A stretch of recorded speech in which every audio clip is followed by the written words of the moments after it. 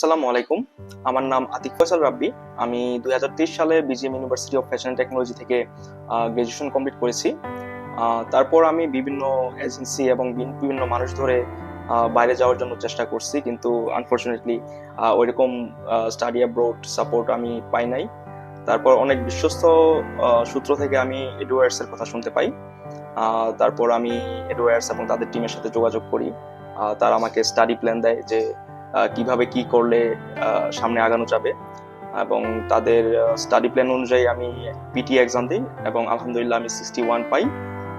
তারপর হচ্ছে আমি সিকি ইউনিভার্সিটিতে মাস্টার অফ প্রজেক্ট ম্যানেজমেন্টে অ্যাপ্লাই করি, এবং তাদের বিভিন্ন ইন্টারভিউ হয়। ইন্টারভিউতে আজিজ ভাই বিভিন্নভাবে আমাকে সাপোর্ট করে যে কিভাবে কি করতে হবে, কিভাবে উত্তর দিতে হবে, এবং কোন সময় ফোন দিতে পারে, কিভাবে রেসপন্স করতে হবে আমাকে বলে দেয়। এবং তাদের দোয়াতে আলহামদুলিল্লাহ আমি 26 তারিখ আমার ভিসাটা সাকসেসফুলি পেয়ে যাই, এবং আমার জন্য সবাই দোয়া করবে।